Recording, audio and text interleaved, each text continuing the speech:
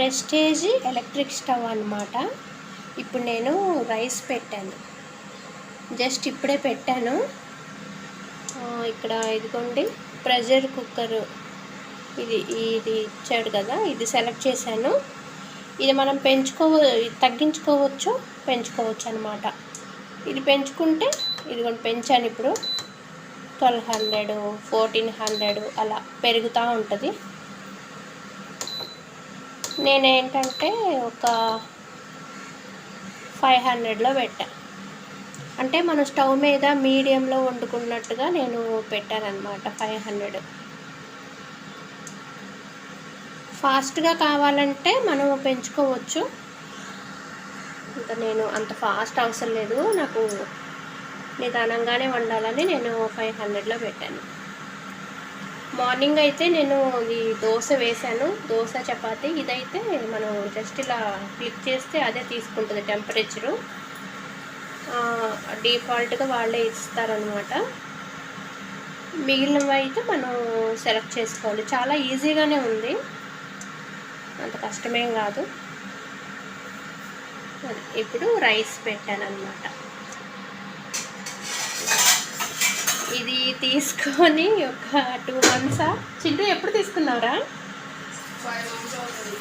నిబంధ new year వచ్చాక తీసుకుంది, జనవరిలో అనుకుంటా, జనవరిలో తీసుకున్నాం. నేను ఇప్పుడు ఉగాదికి ఓపెన్ చేశాను. సో అది దోశ చపాతీకి అది ఫస్ట్ ఆప్షన్, అది సెకండ్ టైమర్ సెట్ చేసుకోవడం అనమాట. నెక్స్ట్ ప్రెషర్ కుక్కర్ ఇప్పుడు ఆల్రెడీ రన్ అవుతుంది కదా. నెక్స్ట్ ఇది వచ్చేసి కర్రీ, కూర వండుకోవడానికి. తర్వాత ఇడ్లీ, డీప్ ఫ్రైకి, హీట్ మిల్క్. ఇది కీప్ వామ్ అంటే వేడిగా ఉంచడం. ఇది సాల్ట్ అంటే తాలింపు అది వేసుకుంటాం కదా, SAUTE సాల్ట్ అది. నెక్స్ట్ ఇది పవర్, ఆఫ్ ఆన్ అనమాట. ఇది పవర్ అది.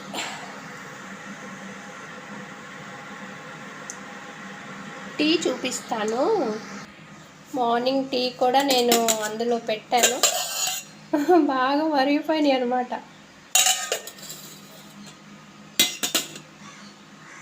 పాలు చూపిస్తా, పాలు కూడా అందులోనే కాచాను. ఇది కొంచెం ఎక్కువ పెట్టా టెంపరేచర్, అందుకని గిన్నెకి అడుగున అదిగో కనిపిస్తుంది కదా, పాలు బాగా మరిగిపోయాయి అన్నమాట. మనం అడ్జస్ట్ చేసుకోవచ్చు. నేను ఇంకా కొంచెం హైలో పెట్టాను, పాలంతా గిన్నెకి అడుగున అంటుకుపోయాయి, బాగా మరిగాయి అన్నమాట.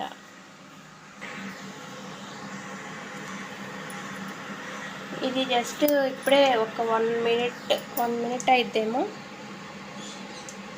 వేడెక్కింది, ఇప్పుడే వేడెక్కింది. ఎందుకంటే నేను నిదానంగా వండుతున్నాను కదా 500లో పెట్టి, అందుకని ఇప్పుడు వేడెక్కింది అనమాట. ఇంకొంచెం పెంచుదాము, డైరెక్ట్ 1000కి వెళ్ళింది. 700 వచ్చిద్దేమో అనుకున్నా.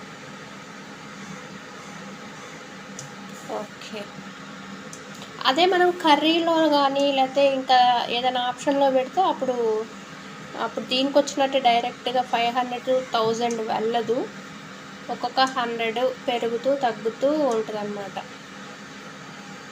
కర్రీ వండేటప్పుడు చూపిస్తానులేండి, నాకు ఫస్ట్ టైం కొత్త కదా, నిదానంగా అన్నీ అబ్జర్వ్ చేస్తున్నాను నేను కూడా. ఇప్పుడు ఇందాటి మీద ఇప్పుడు కొంచెం వేడెక్కింది. ఇది ఏం చేశానంటే రైస్ కడిగి అసలు పోసేసి ఒకసారి తడి లేకుండా ఇదిగో ఈ క్లాత్తో తుడిచేసి చక్కగా తుడిచేసేసి నేను పెట్టానన్నమాట. అలవాటు అయిపోతే ఏముండదు, ఈజీగానే ఉంటుంది అది.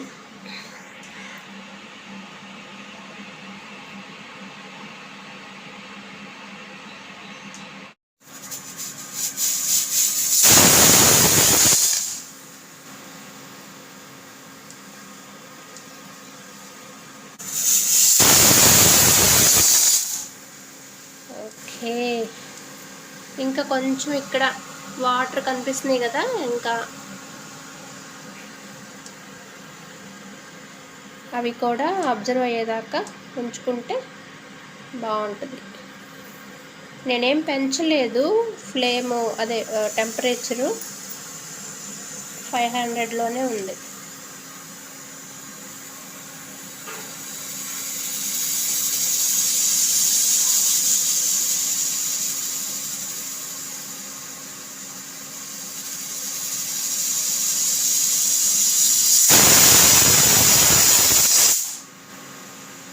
ఓకే, 500లో ఉంది కదా. ఇక్కడ ఇంకా ఏం వాటర్ రావట్లేదు, కంప్లీట్గా మనకి ఇంకా వాటర్ అంతా పోయింది. ఇంకా మనం డైరెక్ట్గా ఆఫ్ చేసుకోవడమే. ఇంకా ఇది ఆఫ్ చేసేసాను. ఆఫ్ చేసినా కూడా ఫ్యాన్ సౌండ్ వినిపిస్తుంది కదా, అబ్జర్వ్ చేయండి.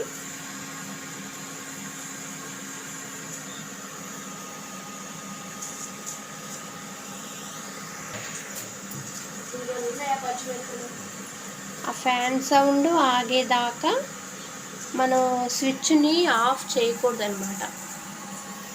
ఈ ఫ్యాన్ సౌండ్ ఆగాక అప్పుడు స్విచ్ ఆపేసుకోవాలి.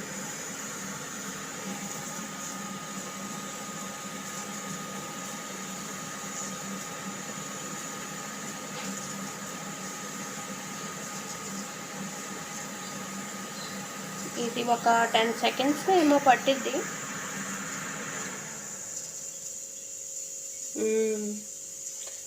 ఓకే, ఇప్పుడు ఆగిపోయింది కదా ఫ్యాన్ సౌండ్. ఇప్పుడు మనం స్విచ్ కూడా ఆఫ్ చేసేసుకుందాం. అంతే, అయిపోయింది రైస్.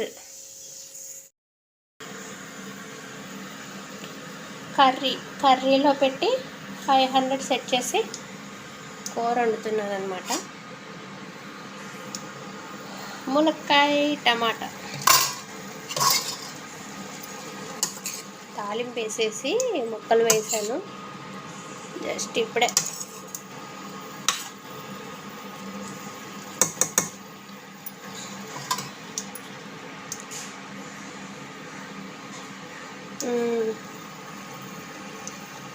జస్ట్ ఇప్పుడే స్టార్ట్ అయింది ఉడకట. మళ్ళీ మూత పెట్టేసుకొని ఇంకా అట్లా కలుపుకోవచ్చు. కర్రీలో పెట్టి 500లో, ఇది కూడా పెంచుకోవచ్చు మనం. నేను నిదానంగా వండుకోవడానికి 500లో పెట్టాను. కూర కదా మాడిపోద్దేమోనని పెంచుకోవచ్చు. 1000కి వచ్చింది. 1200, 1400, 1600 అలా పెరుగుతూ ఉంటుంది. సో అంత అవసరం లేదు కదా కూరకి.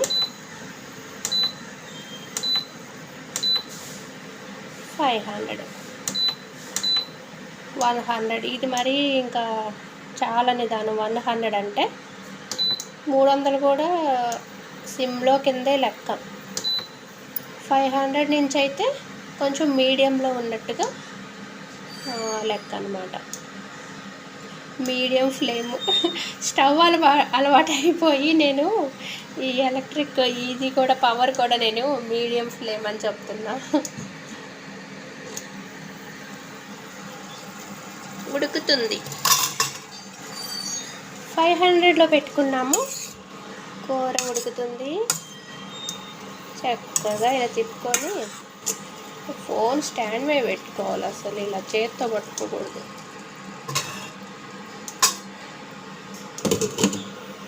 ఇంకా వండేటప్పుడు మంచిగా చూపిస్తాను.